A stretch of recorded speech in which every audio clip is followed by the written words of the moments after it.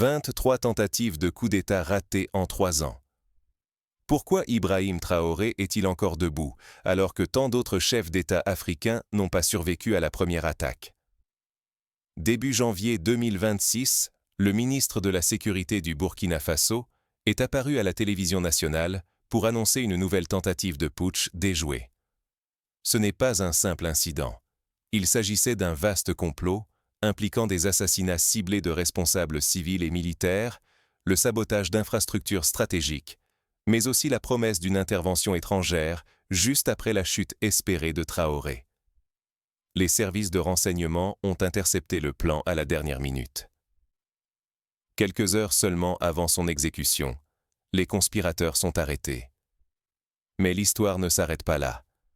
À peine la nouvelle connue, des milliers de jeunes Burkinabés descendent dans les rues de Ouagadougou, non pas pour fuir ou semer le chaos, mais pour défendre leur président et leur souveraineté. Ce scénario se répète depuis que Traoré a pris le pouvoir en septembre 2022. 23 tentatives en 3 ans. C'est du jamais vu sur le continent. Plus qu'une simple affaire de politique interne, chaque coup manqué révèle une lutte féroce pour le contrôle du pays, orchestrée par des forces puissantes, parfois venues de l'étranger, prêtes à tout pour stopper ce président trop dérangeant. Pourquoi Traoré est-il devenu la cible numéro 1 de cette guerre de l'ombre? Que cache sa capacité à mobiliser la jeunesse et à résister là où d'autres ont échoué? Si vous ne comprenez pas les facteurs qui se jouent ici, vous manquez un basculement stratégique aux répercussions sur tout l'avenir de l'Afrique de l'Ouest. Richesse naturelle, indépendance, stabilité, tout est en jeu.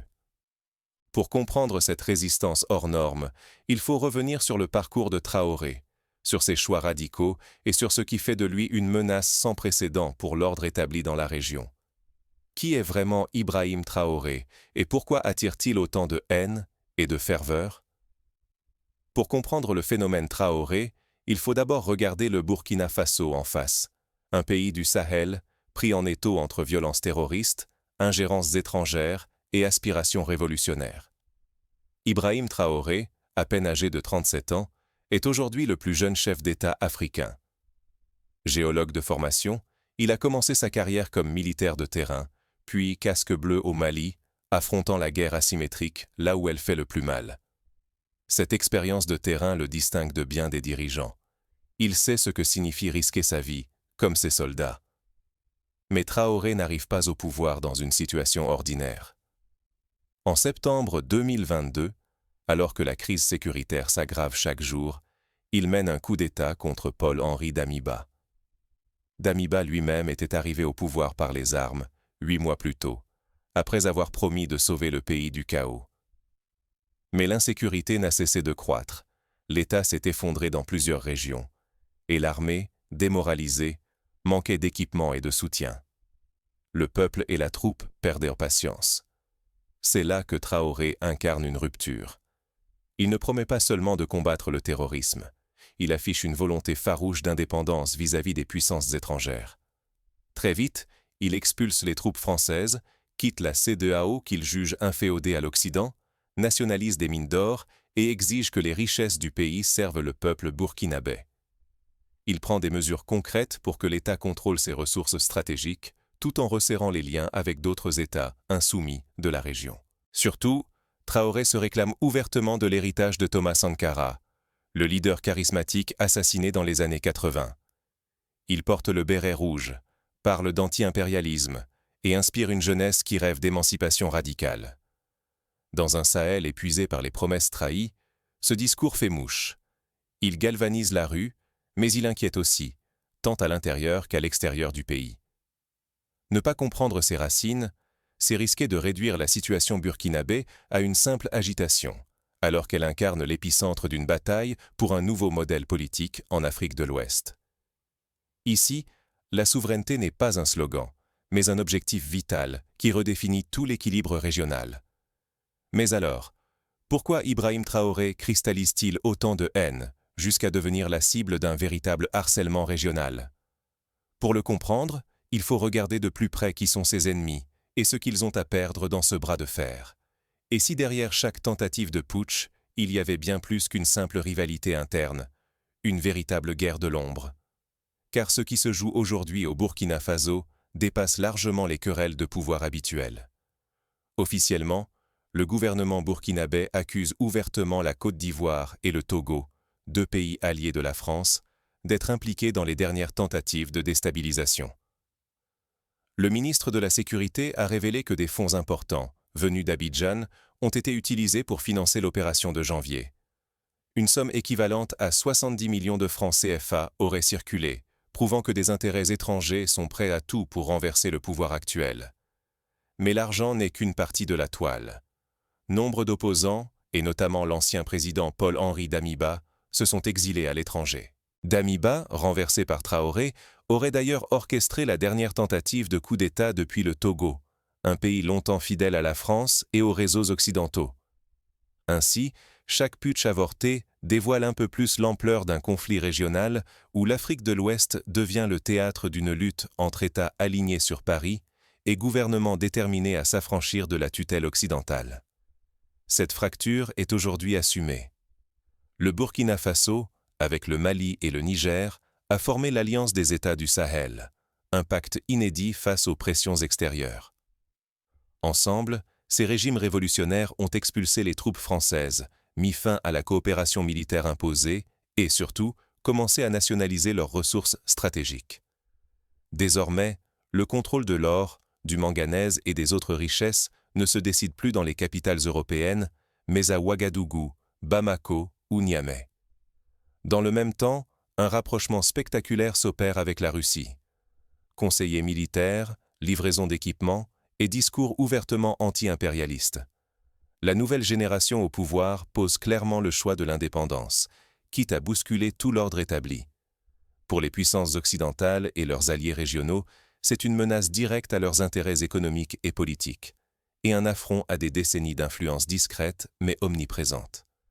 Mais ce bras de fer ne se limite pas au cercle du pouvoir. Il détermine, sur le long terme, qui contrôlera les richesses africaines, qui décidera des alliances, et qui, en fin de compte, écrira l'histoire de la région. Si les gouvernements du Sahel échouent à maintenir leur cap, tout le projet d'émancipation pourrait s'effondrer. La souveraineté serait anéantie. L'Afrique de l'Ouest risquerait de retomber sous le contrôle de forces étrangères. Mais ce qui rend cette résistance inédite, c'est qu'elle ne tient pas qu'à la volonté de quelques dirigeants. Elle s'appuie sur une mobilisation populaire sans précédent. Et c'est là que l'équilibre du pouvoir bascule. Ce qui se joue ici va bien au-delà du Burkina Faso et pourrait faire basculer tout l'équilibre ouest-africain. Dans la nuit, alors que la menace planait encore, des milliers de Burkinabés, pour la plupart des jeunes, ont envahi spontanément les rues de Ouagadougou. Ils ne sont pas venus pour semer le chaos, mais pour défendre leur président, leur souveraineté et, à travers lui, tout un nouvel espoir pour le continent.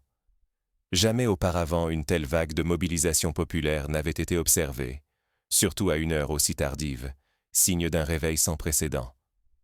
Dans la mémoire collective, ce souvenir viendra s'ajouter à l'histoire d'une jeunesse africaine qui refuse désormais de rester silencieuse face aux ingérences et à la déstabilisation. Ibrahim Traoré, pour beaucoup, n'est plus seulement un chef d'État. Il ressuscite le mythe de Thomas Sankara, figure panafricaniste et héros assassiné pour avoir rêvé d'une Afrique libre. Le parallèle est évident. Traoré, jeune, charismatique, porteur d'un discours frontal contre le néocolonialisme, incarne l'espoir d'une génération qui ne veut plus céder. Cette ferveur n'est pas sans conséquence. Car si Traoré survit à ces tempêtes et parvient à consolider son pouvoir, une onde de choc pourrait se propager à travers toute la région. D'autres pays, confrontés à la même frustration envers les régimes pro-occidentaux, pourraient être tentés de suivre l'exemple burkinabé. L'effet boule de neige est réel. La réussite de Traoré pourrait redessiner la carte politique du Sahel, voire de l'ensemble de l'Afrique de l'Ouest. Mais ce scénario inquiète.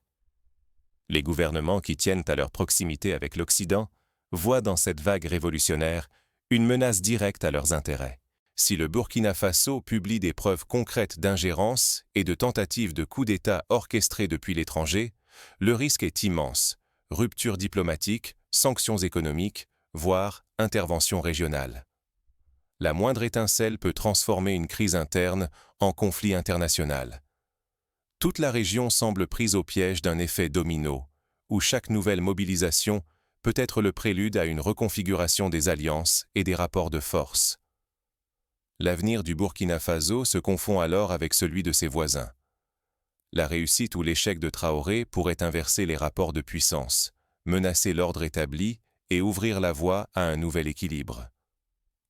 Plus largement, ce qui se joue aujourd'hui au Burkina Faso, c'est aussi la place de l'Afrique dans le monde. Le bras de fer actuel n'oppose pas seulement des gouvernements, mais deux visions de la souveraineté. Celle dictée de l'extérieur et celle conquise par la rue, la jeunesse, la solidarité populaire. Mais alors, dans cette période charnière, que peuvent apprendre les jeunes Africains et les observateurs extérieurs? Comment transformer cette énergie populaire en véritable stratégie pour l'avenir? Souveraineté, mobilisation de la jeunesse, contrôle des ressources. Et si c'était la recette d'un nouveau modèle africain?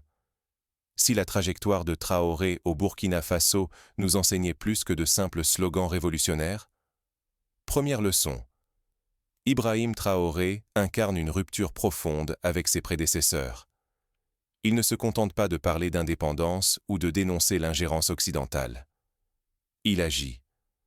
Expulsion des soldats étrangers, nationalisation des mines, création d'entreprises publiques.